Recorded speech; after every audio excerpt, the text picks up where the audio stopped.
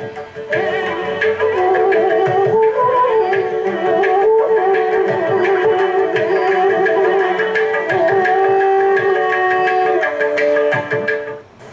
यत्र रघुनाथ कीर्तनं तत्र तत्र कृतमस्तकाञ्जलिं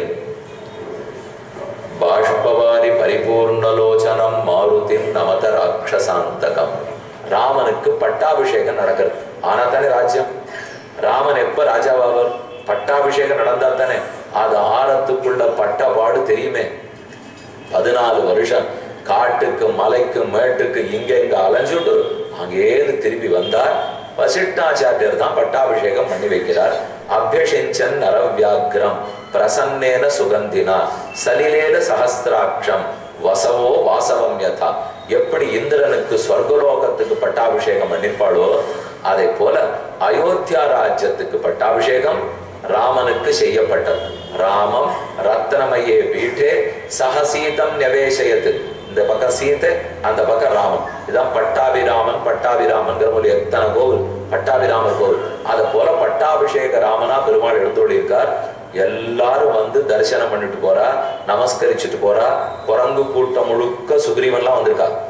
ராட்சசர்கள் விபீஷணன் முதலான எல்லாரும் வந்திருக்கா. நாடு நாடா ராஜாக்கள்லாம் வந்திருக்கா. வந்து ஓஹோன்னு பட்டாபிஷேகம் நடந்தது. பக்கத்துல சீதை, அதோ ஆஞ்சநேய சுவாமி.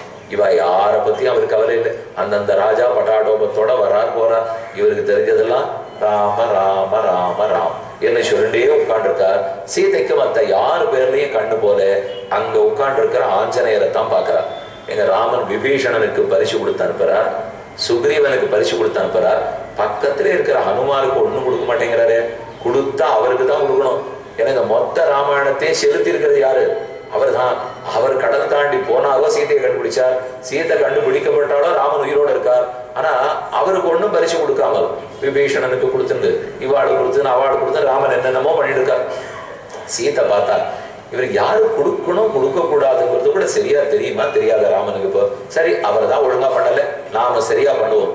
என்னைக்குமே ஒரு வீட்டிலே கணவனும் இருக்கார் மனைவியும் இருக்காருனால் எங்க சரியா செலவழிக்கணும், எங்க செலவழிச்சா குடும்பத்துக்கு நல்ல பேர் வரும் இப்படிங்கிறது அந்த வீட்டு மனைவிக்கு தான் தெரியும். அது எப்பவும் கணவனுக்கு ஒழுங்கா தெரியவே தெரியாது. எதையோ பிரயோஜனம் இல்லாத செலவழிச்சுட்டு வந்துருவார். கடைசியில பணம் போனதுதான் மிஞ்சும். ஆனா அந்த மனைவி ஞாபகம் வச்சுட்டு கொஞ்சமா கொடுத்து நிறைவா காரியத்தை சாதிச்சிருவோம். அது அவர்களுக்கே இருக்கிற பெருமை. அது இன்னைக்கு இல்லை, சீத்த காலத்துல இருந்தே தெரியும். விபீஷணனுக்கு கொடுக்குறீர், சுக்ரீவனுக்கு கொடுக்குறீர், அனுமார் கொடுக்க வேண்டாமா? காரியம் பண்ணது அவர். அதனால தன் கழுத்திலே இந்திரன் ஒரு மாலையை பரிசா கொடுத்திருக்கான், முத்து மாலை. இந்த பட்டாபிஷேகத்துக்காக ஒரு முத்து மாலை கொடுத்திருக்கான். அந்த மாலையை கையில வச்சுட்டு தன் ஆசனத்திலேருந்து எழுந்திருந்து ஹனுமான் இருக்கிற இடத்துக்கு சீத்தை போறார்.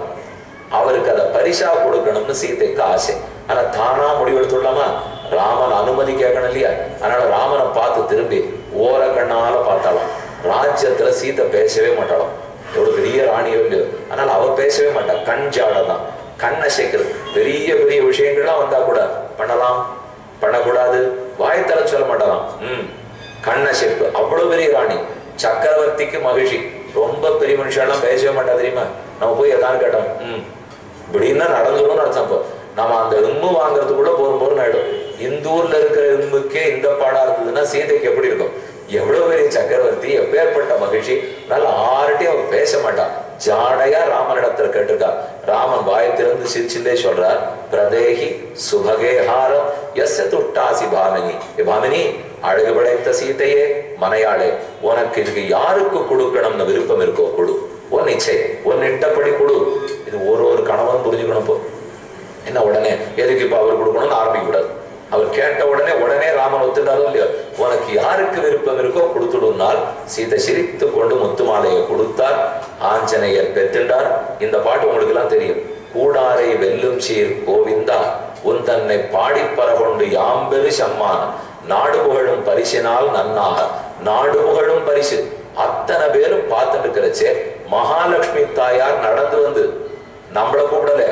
ஒரு சின்ன தலைவர் எங்கேயான்னு இருந்தா கூட தான் உட்கார்ந்து இருக்க இடத்துல நம்மளை கூப்பிட்டு தான் ஏதாவது கொடுப்பார். அவர் நம்ம வீடு வருவார்னா வரமாட்டார். ஆனா சீதை எழுந்திருந்து ஹனுமான் இருக்கிற இடத்துக்கு வர பாருங்க. அதுதான் பெருமை.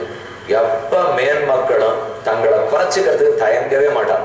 அப்ப சீதை இறங்கி வந்து ஹனுமான் கையில கொடுத்தா அது யாம்பெரு சம்மானம், நாடு புகழும் பரிசு. அதுதான் நாடே புகழக்கூடிய பரிசு. ஆஞ்சநேயருக்கு திருப்தி. விபீஷணன் பெரிய விமானத்தோட ஸ்ரீரங்க விமானத்து பெருமாள் நீங்க ஸ்ரீரங்க விமானத்துக்குள்ள சேனிச்சிருக்காரு ரங்கநாதர். அந்த விமானத்தோட ராமன்ட்ட தான் இருந்தார். அப்படியே சரையூ நதி கரையில இருந்த பெருமாளை எடுத்து ராமன் கொடுத்துட்டார். லப்த்வா குலதனம் ராஜா லங்காம் பிராயாத் விபீஷணா. குலதனமான இக்ஷ்வாகு குலத்துக்கு தனமான பெரிய விமானம் பிரணவாகார விமானம். அதுக்குள்ள இருக்கிற பெரிய பெருமாள் ரங்கநாத பெருமாள். அவரை எழுந்துருள பண்ணிட்டு விபீஷணன் இடத்துல கொடுத்துட்டார். விபீஷணன் அந்த விமானத்தோட புட்பக்க விமானத்துல வச்சுட்டார். வச்சுட்டு தான் தெற்கு நோக்கி லங்கைக்கு போனார். போற சமயத்துல கீழே ஸ்ரீரங்கம் கண்டப்பட்டது. இங்க இருக்கலாமோன்னு அந்த பெருமாளுக்கு தோணித்து இறங்கினார். அன்னிலேருந்து இன்னி வரைக்கும் அங்கேயே இருக்கார். இதுதான் நடந்த சரித்திரம். இந்த பெருமாள் இங்கே இருக்கிற பெருமாளே இல்லை, இவர் அயோத்தி பட்டணத்துல இருந்த பெருமாள். அயோத்தியிலிருந்து பட்டாபிஷேகம் ஆன பிற்பாடு ராமன் எடுத்து விபீஷணனுக்கு பரிசா கொடுக்கிறார். கொடுத்தத விபீஷணன் தூக்கின்னு வரச்சே மேலே இருந்து பெருமாள் கீழே பார்த்தார். தென்திருக்காவேரி வடதிருக்காவேரி இடம் ரொம்ப நல்லா இருக்கு, ஸ்ரீரங்கத்தோடு இருக்கும் அப்படின்னு நினைத்து தான் கீழே இறங்கிவிட்டு இன்னி வரைக்கும் இருக்கார். வண்டினம் முதலும் சோலை, மயிலினம் ஆளும் சோலை, கொண்டல் மீது அணவும் சோலை, குயிலினம் கூவும் சோலை, அண்டர்கோன் அமரும் சோலை, அணி திருவரங்கம் என்ன வெண்டர் பாய்ந்துண்ணும் சோற்ற விலைக்கு நாய்க்கிடுமி நீரே என்று திருமாலையில பாசம். அவ்வளவு ஆச்சரியமா பரிசிவத்தின் விபீஷணன் போயிட்டார். சுக்ரீவன் பரிசிவத்தின் போயிட்டார். எல்லாருமே கலைவிட்டார். அப்புறம் ராமன் நாட்டை ஆள ஆரம்பிக்கணும் இல்லையோ. அப்பன்னா இருக்கு அங்கங்க கோவில்ல பெரிய திருப்பணிலாம் நடக்கும். 2 கோடி 3 கோடி 10 கோடி நடக்கும். ஓஹோ நடக்கும். எல்லாரும் வருவா. சம்பரோக்ஷணம் கும்பாபிஷேக செலவு மட்டும் 25 லட்சம். ரொம்ப நாளா நடந்தது. ஓஹோன்னு எல்லாம் வந்திருப்பா. ராத்திரி மத்தியானம் முடிஞ்சு போயிடும். திருக்கல்யாண உற்சவம்லாம் ஆயிடும். ஆனப்புறம் அவாவா வீட்டு கிளம்பி போயிடுவா. மறுநாள் காத்தால இந்த பெருமாளுக்கு யார் இருக்கான்னு தெரியணும். இந்த ஓட்டம் ஆட்டம் பாடுற வரைக்கும் ரொம்ப நல்லா இருக்கும். நீங்க எந்த கோவில் நடத்துறவாளை போய் கேட்பாருங்க. எல்லாம் உற்சவத்தும் போது வருவா சுவாமி. மறுநாள் காலத்தால நானும் பெருமாளும் தான், வேற யாரும் இங்க இருக்க மாட்டேன். கடைசியில பெருக்கிறதுக்கு ஆள் இருக்காது, துடைக்கிறதுக்கு ஆள் இருக்காது, பூ தொடுக்கிறதுக்கு ஆள் இருக்காது. அதே முதல் நாள் பார்த்தீங்கன்னா ஓஹோன்னு இருக்கும். எல்லாரும் எங்க பார்த்தாலும் கூட்டமா இருக்கும். எல்லாம் வண்டி ஏறிடுவா, கிளம்புவா கிளம்புவா கிளம்புவா. மறுநாள் காலத்தாலே இவ போட்டுட்டு போன மொத்த குப்பையை எடுக்கிறதே ஒரு ஒத்தரே தான் எடுத்தாகணும். அந்த நிலைமை போடும். அதை போல இப்போ ராமனுக்கு பட்டாபிஷேகம் எடுத்தோம்னாலே மறுநாள்ல இருந்து ஒத்துணை இல்லாத படுவாளன்னா எல்லாரும் மறுநாளும் உண்டு. அந்த ராஜ்யத்துல எத்தனை கைதிரவர்கள் ராமன் ராஜ்யத்தை 11,000 ஆண்டுகள் ஆண்டாள். ஒரு நாள் இல்ல, 2 நாள் இல்ல. தசவருஷ சஹஸ்ராணி தசவருஷ சதானிச்ச ராமோ ராஜ்யம் உபாசித்வா. ராமன் ராஜ்யத்தை ஆண்டார் 11,000 வருஷம். 10,000 10 100 சேர்த்தா 11,000 இல்லையோ. இன்னும் கேட்டா 11,110 வருஷம்னு கூட ஒரு இடத்துல சொல்லியிருக்கா. 11,000 பொதுவா வச்சுக்கோம். 11,000 வருஷம் என்னதான் சுவாமி பண்ணுவார்? என்ன பண்ணுவார்னா அவ்வளவு நன்னா ஆண்டிருக்கார். முதல்ல ஒரு முகத்தை நமக்கு 5 வருஷம் 10 வருஷத்துக்கு மேல பாக்குறதுக்கே பிடிக்கல. 11,000 வருஷத்துக்கு ஒரே முகத்தை பார்த்திருக்கணும்னா நிஜமாவே சந்தோஷம் கொடுக்குற முகமா இருந்திருக்கணும் இல்லையா? இல்லைன்னா பார்த்துட்டு இருக்க முடியுமா? அப்பப்போ வந்து சொல்லுவா, கணா எங்க 2 பேருக்கும் கல்யாண நாள் இன்னைக்கு, கல்யாணமாகி பொன் விழா கொண்டாடுறோம், 50 வருஷம் ஆச்சுன்னுவா. எதுக்கு கொண்டாடுறோமோ இல்லையோ, இந்த கல்யாணமாகி 50 வருஷம் ஒன்னா இருந்தவாளை முதல்ல வெறுப்பில்லாம ஒத்தர் முகத்தை ஒத்தர் பார்த்திருக்கா பாருங்க, அதுக்கே கொண்டாடணும். மத்த எதுக்கு கொண்டாடணுமோ இல்லையோ, ஏன்னா ஒரே முகத்தை எத்தனை நாடிதான் பார்க்கணும். இந்த மனைவிக்கு அதே கணவன் முகம், கணவனுக்கு அதே மனைவி முகம், ஆனா அன்போட பார்த்துட்டு இருந்திருக்காளோ இல்லையோ, அதுக்குதான் முதல் பரிசு. அதை பொறுத்த இப்ப ராமனை 11,000 ஆண்டுகள் சேவிச்சிருக்கா. அத்தனை மக்களும் தரிசிச்சிருக்கா, சந்தோஷமா தரிசிச்சிருக்கா. இவ எல்லாரும் என்ன சொல்லுவாளாம் தெரியுமா? ராமோ ராமோ ராமயிதி பிரஜானாம் அபவன் கதாக ராமபூதம் ஜெகதபூத் ராமே ராஜ்யம் பிரசாசதி. எந்த குழந்தையில இருந்து 200 வயசு கிழவர் வரைக்கும் பார்த்தாலும், எது சுவாமி 200ன்னு சொல்றீங்கன்னா ஆடுறது 11,000 இருந்தா வாழறது 200 இருக்காதா? ஆடுறத 11,000 ஆகிட்டு, அது 5 மில்ல 10 மில்ல, ஒத்தரே 11,000 வருஷம் ஆண்டு இருக்காரு. ஏன் உங்களுக்கு தெரியுமே, தசரதனுக்கு 60,000 வருஷம் கழிச்சுன்னா குழந்தை பிறந்தது. அப்பனா எல்லாமே ஆயிரக்கணக்கங்க. அப்ப மக்களும் 1000 வருஷம் வாழ்ந்துருப்பாடு. எத்தனை வயசானவரா இருந்தாலும், எவ்வளவு சின்ன குழந்தையா இருந்தாலும், ராமன் சொன்னா நான் தான் ராமன், ராமன் தான் நான் அப்படின்னு அவ்வளவு நெருக்கமா அன்போடு சொல்லிக்குமா. ராமன் ராமன் ராமன் ராமன். இது அயோத்தி தானே ராமன், இது சீதை தானே ராமன், இது தசரதன் தானே ராமன், இது கௌசல்யா தானே ராமன். யார் எதை கேட்டாலும் அது உள்ள ராமன் ராமன் ராமன்னே சொல்லுவாங்க. நீங்க பிருந்தாவனத்துக்கு போங்க, வண்டி ஏறி உட்கார்ல ரிக்ஷா வண்டி வரும், அது எப்போ உட்காண்டா அது இவ்வளவு சின்னதா இருக்கும். அதுல உட்காண்டா எப்போ கொடைசாஞ்சிருவோம்னு பயந்துட்டே உட்காந்துருக்கணும். நம்ம வேகமா வேற சந்தை வந்து எல்லாம் ஓட்டிட்டு போவா. யமுனையில இவர் என்ன யமுனையிலே போயிட போறாரா ரிக்ஷாக்காரன் தோணும். அவ்வளவு வேகமா போவா. எங்கேயா இருந்தாலும் யாரை கேட்டாலும் வேற ஒண்ணுமே சொல்ல மாட்டா. ராதே ராதே ராதே ராதே பேரே அவ்வளவுதான். அவளுக்கு ஏதாவது மண்ணை சொல்லணுமா ராதே, எருமாடு இருக்கிறதா ராதே, பசுமாடு போச்சா ராதே, நான் வந்தேனா ராதே, நீங்க வந்தா ராதே, ஒரே பேர். அவளுக்கு தெரிஞ்சதே திரும்ப திரும்ப ராதே ராதே. அயோத்திக்கு போங்க, சியாராம் சியாராம் சியாராம், திரும்ப திரும்ப சீதாராம். அப்ப அந்த ஊர் முழுக்க ராமனே அயோத்தியா, அயோத்தியாவே ராமன், பிரஜைகளே ராமன், ராமனே பிரஜை. என்ன ராமோ ராமோ ராமயுதி பிரஜானாம் அபவன் கதாக. இப்ப நாம அதே மாதிரி நம்ம வீட்டிலே இருப்போம். ஒண்ணு நாமெல்லாம் அயோத்தியில வாழல, நம்ம ராமன் இருந்த நாள்லயும் வாழல. இப்ப எங்கேயோ நம்ம வட்டத்துல வாழறோம், நம்ம நாள்ல வாழ்ந்துட்டு இருக்கோம், இங்கேயே இருப்போம். ஆனா ராமன் ராமன் ராமன் நம்மோடயே இருக்கார், நம்ம வீட்டிலேயே இருக்கார், நம்ம உள்ளிலேயே இருக்கார், நம்ம பூஜை உள்ளிலேயே இருக்கார்.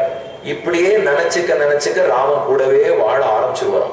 ஏன்னா ஹனுமாருக்கு பெருமை இன்னைக்கும் பூலோகத்தில் இருக்கார். அவர் எங்கேயும் போயிடல. அவர் பரமோதத்துக்கு வைகுந்தத்துக்கு போகவே இல்லை. ராமன் கூப்பிடச்சே நான் வரலேன்னு விட்டார். மறுத்துட்டு பூலோகத்துல உட்காந்து இப்ப நம்ம ராமாயணம் பேசிட்டு இருக்கோம்னு வச்சுங்க, இங்க உட்காந்து கேட்டு இருப்பார்.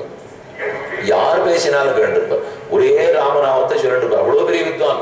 அப்பேற்பட்டவர்லாம் நம்ம ஆட்ட உளறதெல்லாம் கேட்டு இருப்பாரா? கணக்கு கேட்டு இருக்காரு. அவருக்கு யாரு சொன்னா என்ன உளறினான்னு பேச்சு இல்லை. ராமன் பேர் சொல்லப்பட்டதா, அதுதான் அவரிடத்துல இருந்த பக்தி. அந்த தூய பாவ சுத்தி தான் அவரிடத்துல நாம கத்துக்க வேண்டியது. எத்தனைக்கு எத்தனை வீரனா இருந்தாலும் அத்தனைக்கத்தனை விவேகத்தோட எளிமையோட இருந்திருக்காரோ இல்லையோ, அந்த மக்கள் எல்லாரும் ராமோ ராமோ ராம இது பிரஜானாம் அபவன் கதாக. ராமன் நன்னா இருக்கணும், ராமன் நன்னா இருக்கணும், ராமன் நன்னா இருக்கணும், அவன் ஆரோக்கியத்தோட இருக்கணும், எப்ப வாழ்ந்துட்டு இருக்கணும், சீத்தை நன்னா இருக்கணும், லவகுஷா நன்னா இருக்கணும், எல்லாரும் நன்னா இருக்கணும், ராஜ்யம் நன்னா இருக்கணும், வசிட்டர் நன்னா இருக்கணும். இப்படியே தான் மக்கள் பேசிட்டு போலாம். இப்ப இத போல ராஜ்யம் நன்னா இருக்கணும், ராஜா நன்னா இருக்கணும் நம்ம யாரும் பேசுறோம்னா அதெல்லாம் பேசுறதே இல்லை. நான் நன்னா இருக்கிறதுக்கு நாடி பார்க்கறதுக்கே முடியல. இதுக்கு மேல அவள் தான் நன்னா இருக்கிறத நான் எங்க சுவாமி பார்க்க முடியும்? பார்க்கணுமே. ஏன்னா அந்த நாள்ல பிரஜைகள் அவ்வளவு தூரம் ராமனுக்கு நெருக்கமா இருந்திருக்கா. இப்போ ராமன் எப்படி மேற்கொண்டு நாட்டை ஆண்டார் ஒரு அறிவிப்பு.